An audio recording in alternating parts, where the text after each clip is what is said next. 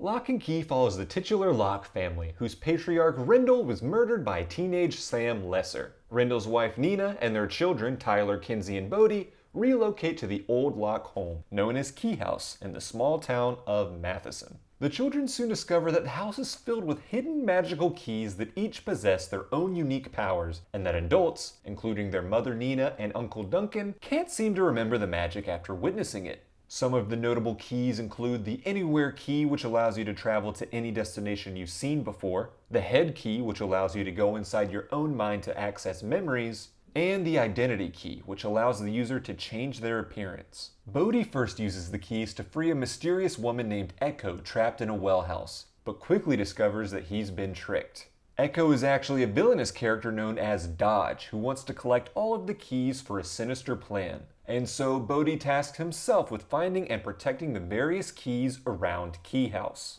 Tyler supports Bode's mission to protect the keys and mostly stays away from using them himself. Instead, he focuses on adjusting to his new small-town life and strikes up a relationship with his crush, Jackie. Kinsey becomes friends with a group of filmmakers known as the Savini Squad and quickly finds herself in a love triangle between the good-natured Scot and fellow new kid Gabe, who encourages her to use the various keys' magic for her own benefit. Kinsey uses the Head key to remove her own fear, personified as a rabid version of herself, and buries it. She also uses the Music Box key to humiliate her rival, Eden. As the Locke children uncover more secrets about the keys and their father, Dodge is out in the world orchestrating her villainous plan. She is unable to take the keys from the Locks herself, so she needs a willing partner to help her. We find out that it was Dodge that had called out to Sam Lesser and manipulated him into murdering Rendell. Then she breaks Sam out of prison so he could go to Keyhouse and retrieve the Head key. He holds the Locke family at gunpoint just as he had done before, but this time Tyler is able to get through to him and make him question Dodge's manipulative ways. And that's when Dodge shows up to stab Sam and steal the Head key from him.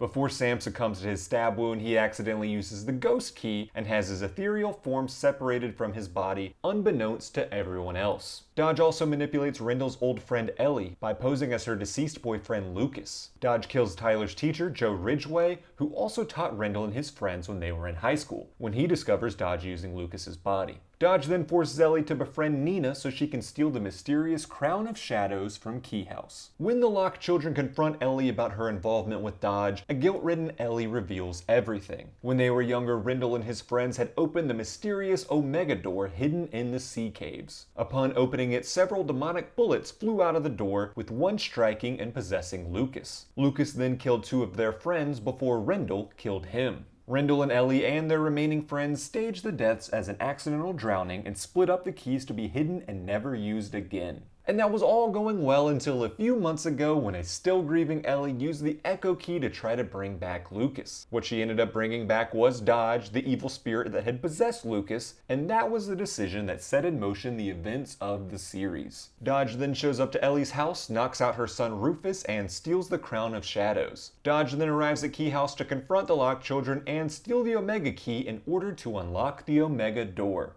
Using the crown, Dodge summons an army of shadows that the Locke children must defeat. After Bode uses the matchstick key to destroy Dodge's shadow, the Locke children find her unconscious body. And since Dodge was a demonic spirit that came from the Omega door, it only made sense that that was where they needed to take her to get rid of her for good. And so the Locke kids, alongside their friends Scot, Gabe, Jackie, and Eden, take Dodge's body down to the sea caves to throw it through the Omega door. And thus the Locke family was free to live happily ever after. They spread Rendell's ashes, and it seems like they're finally in a place where they can all move on. And then comes the twist. Ellie hasn't been seen since Dodge's attack, and her son Rufus has been sent off to live with his aunt and uncle. It turns out that Dodge had used the identity key on Ellie to look like Dodge and planted her unconscious body in Keyhouse for the Locke children to find. And so it was actually Ellie that they had thrown through the Omega door. And Dodge, well, it's also revealed that she has secretly been posing as Gabe all season long, and now that Gabe was dating Kinsey, Dodge had an even firmer manipulative grasp on the Locks. And Dodge won't be the only problem for the Locks in Season 2, as it's also revealed that one of those demon bullets had escaped the Omega door and possessed Eden,